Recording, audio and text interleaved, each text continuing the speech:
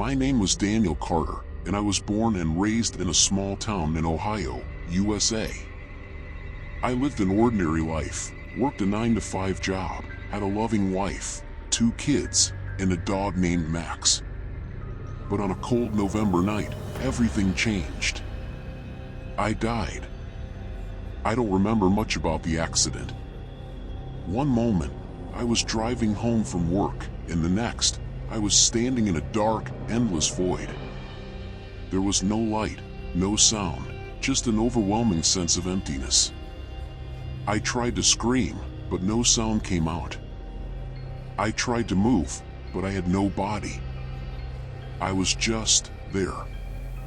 Days, weeks, or maybe even years passed. Time didn't exist in that place. But then, something strange happened. I felt a pull, like a rope tied around my soul, dragging me back to the world of the living. When I opened my eyes, or at least, when I became aware again, I was standing in my own house. At first, I thought it was a dream. My wife, Sarah, was sitting on the couch, crying. My kids were huddled together, their faces pale and tear-streaked. And there, on the mantelpiece, was a photo of me with the words "in loving memory" written below it. That's when I realized I was dead. But I wasn't gone. I tried to talk to them, to tell them I was still here, but they couldn't hear me. I reached out to touch Sarah's shoulder, but my hand passed right through her. I was a ghost, trapped in the world I once called home. At first, I thought it was a punishment, some kind of purgatory for the sins I'd committed in life.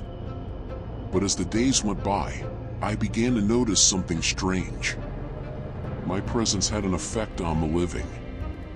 Lights flickered when I walked by, the temperature dropped when I was near, and sometimes, if I concentrated hard enough, I could move objects. One night, I decided to test my limits. I stood in front of my daughter, Emily, and focused all my energy on her. I wanted her to know I was there. The room grew cold, and the lamp on her desk began to shake. She looked up, her eyes wide with fear. "Dad," she whispered. I tried to respond, but all I could manage was a faint whisper, like the rustling of leaves. Emily screamed, and Sarah came running. I felt a pang of guilt. I hadn't meant to scare her. But at the same time, I was relieved. They knew I was still here. Over time, I learned to control my presence. I could make the lights flicker on command, move small objects, and even whisper words if I focused hard enough. But it wasn't enough. I wanted to talk to them, to hold them, to tell them I was sorry for leaving so soon. One day, I discovered something even stranger. I wasn't the only ghost in town. I was wandering through the cemetery where I was buried when I saw her, a woman in a white dress, standing by a gravestone.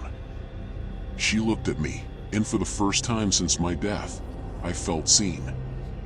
"Who are you?" I asked, though I wasn't sure if she could hear me. "I'm Margaret," she said, her voice echoing in my mind. "I've been here for 50 years. Margaret explained that some souls get stuck between worlds, unable to move on. She said it was usually because of unfinished business or a strong attachment to the living. "What's your unfinished business?" I asked. She smiled sadly. "I was waiting for my husband. He died a few years after me, but he moved on. I didn't." Her words struck a chord with me. Was I stuck because I couldn't let go of my family? As the months passed, I watched my family grieve and slowly begin to heal. Sarah started dating again, and my kids went back to school. Life went on, even though I was no longer part of it. One night, I stood in the living room, watching them laugh and talk like they used to. I realized then that my unfinished business wasn't about staying with them, it was about letting them go. I focused all my energy one last time, making the lights flicker and the temperature drop. Sarah looked up, her eyes filled with tears. "Daniel," she whispered.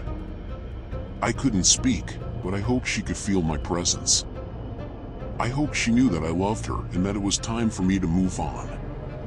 As I felt the pull of the void once more, I whispered a final goodbye. This time, I wasn't afraid. As I felt the pull of the void growing stronger, I took one last look at my family. Sarah was holding Emily's hand, and my son, Jake, was sitting quietly on the couch, staring at the flickering lights. They couldn't see me, but I hoped they could feel my presence, my love, and my final goodbye. The room grew colder, and the lights flickered one last time. I focused all my energy, not to scare them, but to send them a message of love and peace. "Goodbye," I whispered, though no sound came out. And then, it happened. The pull became irresistible, and I felt myself being drawn away from the living world. The darkness enveloped me, but this time, it wasn't empty. There was a soft, warm light in the distance, calling to me. I turned back one last time, but my family was gone. The house, the town, the world I once knew, it all faded away. I felt a sense of peace I hadn't felt since my death. I wasn't afraid anymore. As I moved toward the light, I saw figures waiting for me.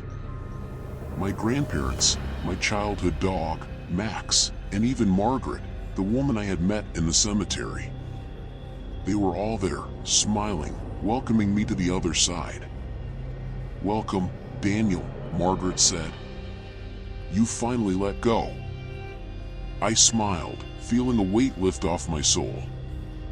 I had spent so long clinging to the world of the living, but now, I was free. Back in the living world, Sarah felt a sudden warmth in the room. The flickering lights stopped, and the cold air was replaced by a gentle breeze. She looked around, confused but calm. "Mom," Emily asked, her voice trembling. "Do you think that was Dad?" Sarah smiled, tears streaming down her face. "Yes, sweetheart. I think he was saying goodbye." And for the first time since Daniel's death, the family felt a sense of closure.